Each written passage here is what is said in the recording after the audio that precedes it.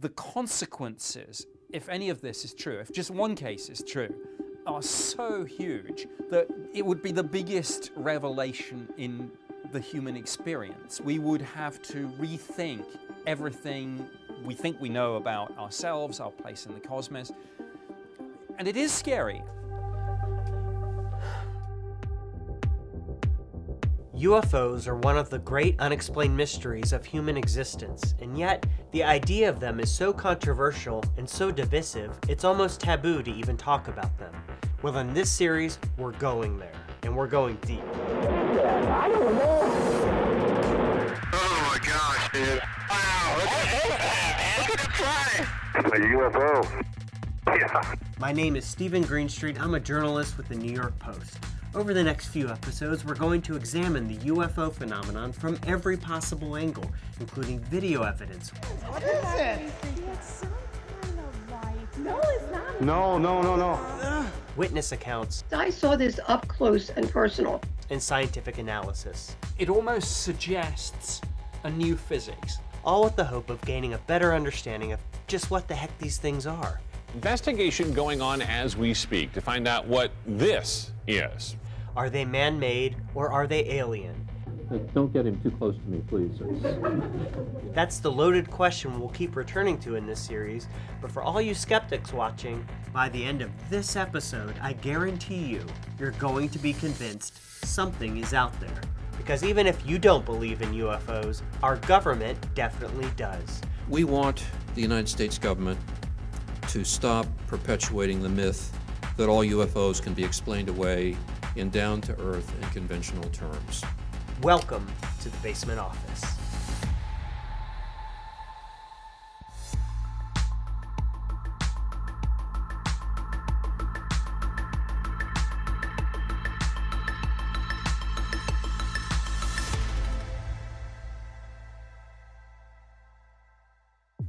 We are going to begin our series by dissecting the government's involvement in the world of UFOs. The mind-blowing fact the military has admitted that they exist, and that according to the Pentagon, they pose a, quote, threat to our homeland. We have the government insider when it comes to this matter, a man who has been called the real-life Fox Mulder, thanks to his work researching UFOs, Nick Pope. Nick, you're very credentialed, you've got a lot, your resume is quite expansive. Why don't you give me the nuts and bolts of it?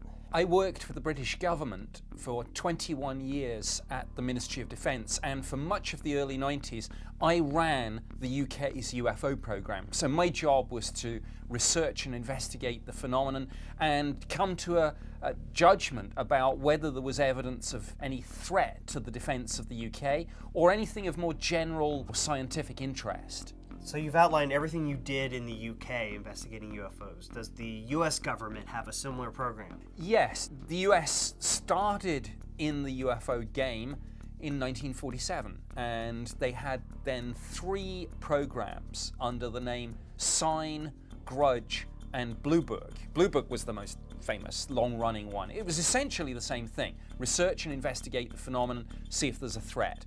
Since 1947, we have received and analyzed between 1,000 and 2,000 reports. The Air Force interest in this problem has been due to our feeling of an obligation to identify and analyze to the best of our ability anything in the air that may have the possibility of threat or menace to the United States. So that was a public program. Then in 1969, they pulled the plug. They said, okay, we've investigated, haven't found any evidence of a threat. We're out of the business of looking at this. And very recently, it was revealed that actually they did have a program and probably still do. And I'm amazed how little political fallout there has been over the fact that the media and the US people were effectively misled on that issue for decades.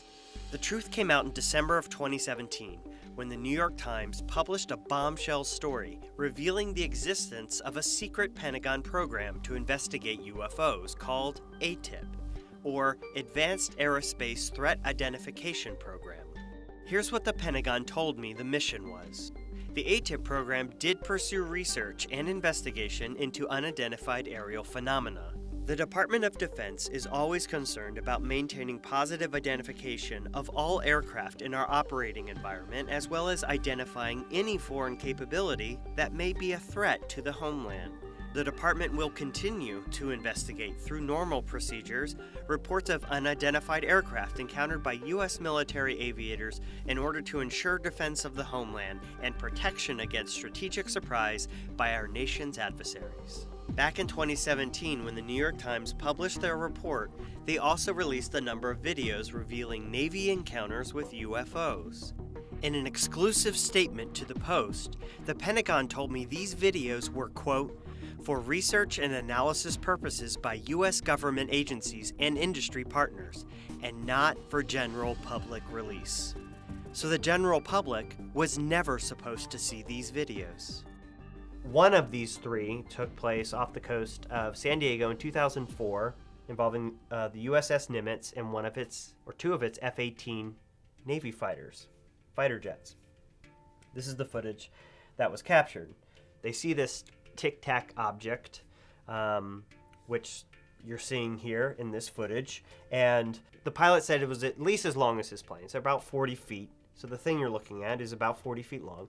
But he said there was another object below it, just underneath the surface of the water, that was maybe 10 times as long. And this tic-tac was like hovering above the surface of the water and then would just disappear. And he said there were like two antenna, L-shaped antenna, like on the bottom of this thing.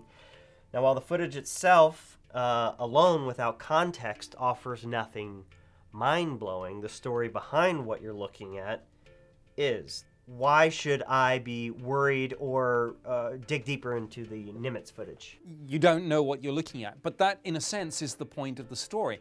You don't know what you're looking at. The pilots don't know what they're looking at. The radar operators don't know what they're tracking, and the whole radar aspect of this story is very important in terms of corroboration. It's not just these trained observers, the pilots. It's being tracked on radar too. And in a sense, the story is simply that the US military, in their fastest jets, can't catch these UFOs. They are running rings around them. There's something out there. And there's this marvelous quote that I think one of the pilots came out with after this, when he was asked, well, what do you think? He said, I don't know what it was, but I sure as heck want to fly one. Now, when a US Navy, when one of the top guns tells you something like that, this should be telling everyone something about UFOs. Right. And it's fascinating to hear, like, we're going to watch this 2015 footage. The 2015 footage was taken off the East Coast, same deal, FLIR footage from Navy fighters. Dude, there's a drone, bro. There's a whole fleet of them. Look on the ASA. My gosh. They're all going against the wind. The wind's 120 knots from the west. The whole thing, dude.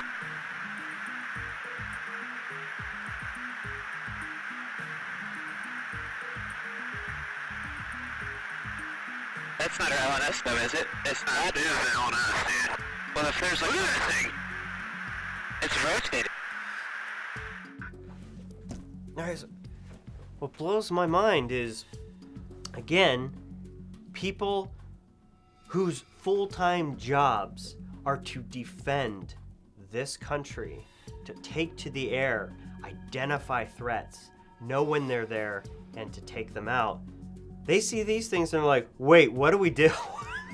And when they start suddenly saying, look at that thing go, like, there's a whole fleet of them. Wow. And you can hear the tension and excitement in their voices, and you know that something extraordinary was going on. Yes.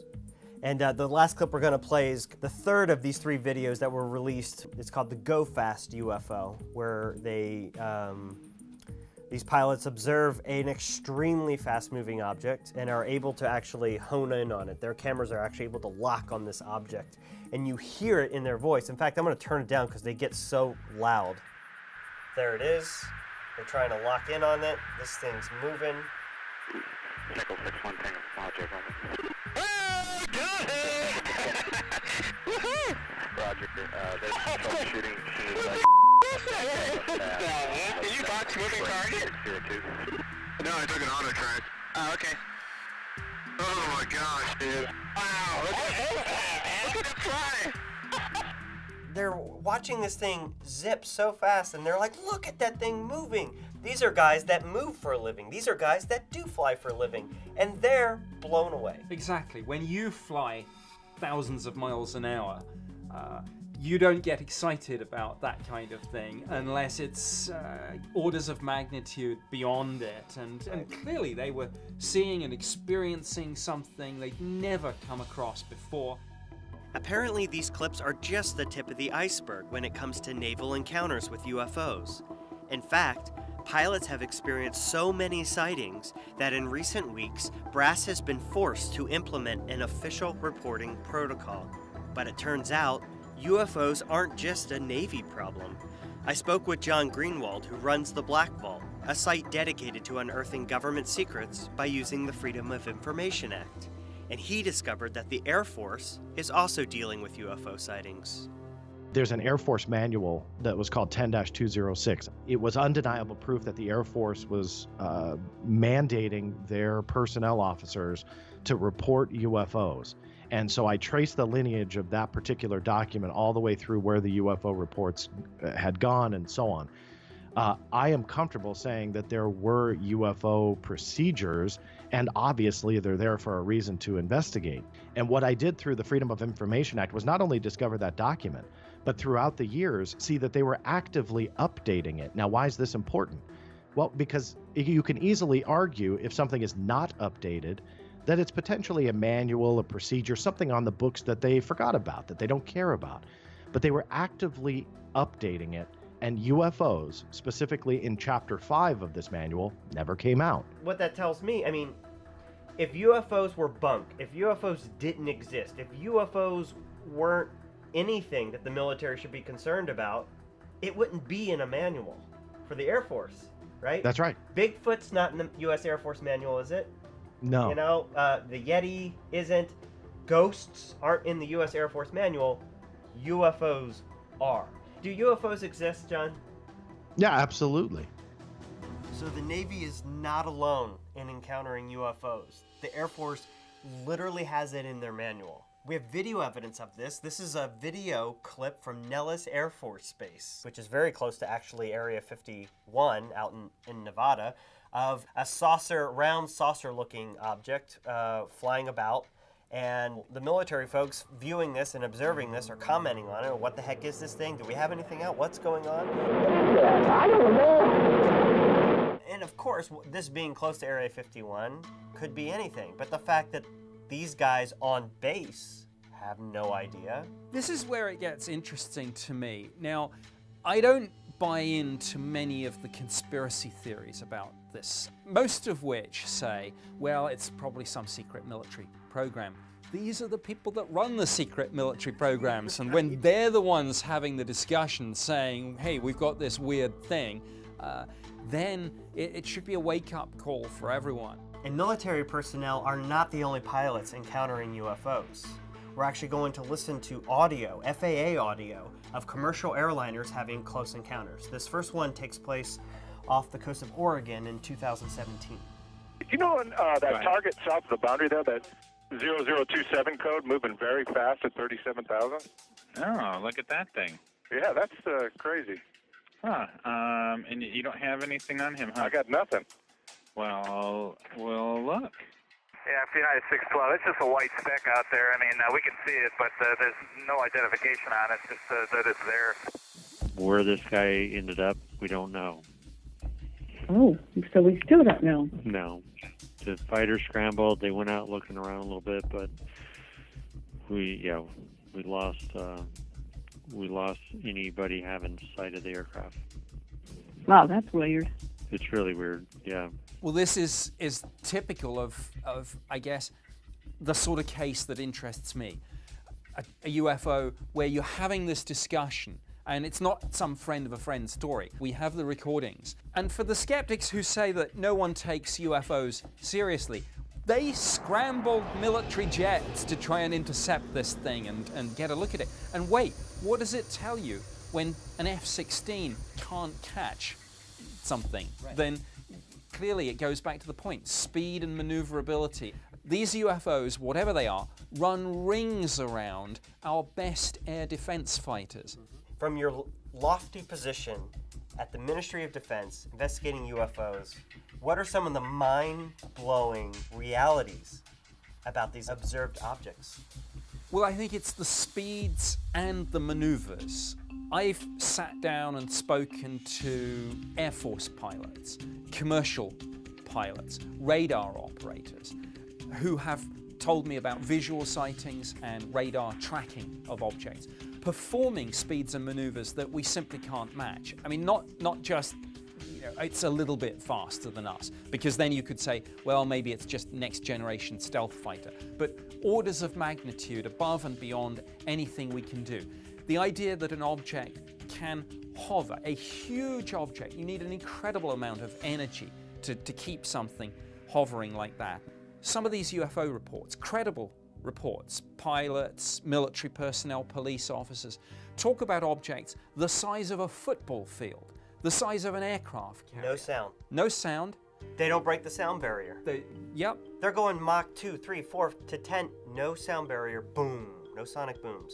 It almost suggests a new physics, or rather, physics that we currently can't understand or replicate. Okay, so the clip we're going to see here takes place over the Atlantic Ocean off the coast of Ireland between British Airways flight and a Virgin Atlantic flight, and of course the radar tower. Any military traffic you got right now? There's nothing showing on either primary or secondary. Okay, it was moving so fast, in fact you can no longer see it, but yes, thank you. Alongside you? Get to come up on our left-hand side and then rapidly veer to the north. We saw bright light and then it just disappeared at a very high speed. We were just wondering. We didn't think it was a likely collision course, we were just wondering what that could have been. The Virgin 76 also saw that in our 11 o'clock position, two bright lights. Say again?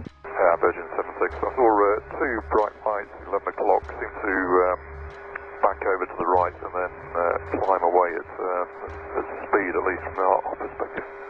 Okay, we're passing that on there, thank you. Meteor or another object making some kind of re-entry. Appeared to be multiple objects following the same sort of trajectory, very bright from where we were. Okay, that's copied. Glad it wasn't just me? No, yeah, very interesting, that one. Okay, just so you know that other aircraft in the air have also reported the same thing, so we're going to have a look and see. Okay, so the thing that blows me away about this is the description of what they're seeing. They see two bright lights. The one pilot says it came up. She describes it coming up and then veering away at speed. And pilots are familiar with airspeed, what's moving, how fast, etc. When you've got multiple pilots exclaiming, this sucker is moving very fast, what's going on here, man? Well, it's interesting because the main skeptical theory here is that it was maybe the burning up in the Earth's atmosphere of some sort of fireball meteor. But then you listen to the recording, you hear clear references to a change of direction. One of the references to the object veering away. One of the other references to the object climbing rapidly. It goes back to the point. It's not just the speeds, it's the maneuvers. And again, there are dozens, if not hundreds, of these, examples of these. Let's take a listen. Number 71 Papa Golf, go ahead. And was there anybody above us that passed us like 30 seconds ago? Number 71 Papa Golf, negative. Okay. A UFO. Yeah. American 1095, let me know if you see anything pass over you here in the next 15 miles. You know if anything passes over? American 1095, affirmative. We had an aircraft in front of you that's 37 that reported something pass over him, and we didn't have any targets, so just let me know if you see anything pass over you. I don't know what it was. It wasn't an airplane, but the path was going the opposite direction. Hey, it's American 1095. Yeah, something just passed over us. Back up. Don't know what it was, but it's at least 3,000 feet above us. So yeah, it passed right over the top of us. Okay, American 1095, thank you. American 1095, can you tell if it was in motion or just hovering? Make it out whether it was a balloon or whatnot, but it was just really either bright or had a big reflection on it, several thousand feet above us, going opposite directions. Okay, Roger. Was it a Google balloon? Tesla. UFO. Okay, so another example of American Airlines pilot, flying through the air. I mean, picture this. You guys have been on planes. The audience, everyone's been on planes. Imagine your pilot in the cockpit going, "Whoa! Like, what was that?" And then calling the radar control tower and going, "Hey, man, did something just like fly over us?" Radar tower says, "We got nothing." Right? We don't see a thing, right? And then they call in this clip, they call the airplane behind him and says, "Hey, this guy in front of you saw something pass over you. Tell me if you see something." Zip, it flies over him. Now, the pilot there, interestingly, he wasn't afraid to use the phrase UFO. Most of them are, and I've come across many, many cases where people get around this by just using code phrases like, "We've seen an unusual aircraft," or "an unconventional helicopter." The word UFO, you say it, people have a knee-jerk reaction that it equals aliens. UFO, aliens. It means unidentified flying objects. We've investigated, we looked at this thing, and we still don't know what it is. It's a UFO, it's an unidentified flying object. UFO is, or should mean, simply something in our airspace that we can't identify. And of course, every government and air force on the face of the planet wants to know what's in its skies. Are there any threats? Are there any opportunities? Is it the Russians? Is it somebody else? I can't deny, I sit here right now and I can't deny that UFOs exist. I can't go that far to say they're extraterrestrial, but correct me if I'm wrong, the leading hypothesis is that they are. Yes, even within government, we admitted that it was a possibility. But the more I delved back into those real-life X-Files, and the more I started investigating the new cases that came in every day, the more I began to see, wait a minute, not all these people are wrong. Not all these people are crazy. And what do I tell the pilot, be they an experienced commercial aircraft captain, or be they a fast jet pilot in the Air Force? What do I tell those sorts of people when they come to me and say, "I've seen this incredible object, I chased it, it outmaneuvered me at every turn"? Yeah, it's scary stuff. It is scary, yeah. I totally agree. I think if they are visiting us here, although we have a space program, we haven't got very far. Any technology that viable interstellar travel technology that extraterrestrials must possess if we are being visited is clearly orders of magnitude above anything we've got. And yes, absolutely, that's scary. That's why government views this in terms of threats and opportunities, because they are smarter than us and more advanced. That's a worry. The skeptics have to be right every single day. The believers only need to be right once, and this is the ultimate game changer. I mean, we only need all those documents that you've read, all those cases you've looked at, all the videos. Only one of them needs to be extraterrestrial, and we rewrite the history books. Right. Only one of those changes the course of humanity.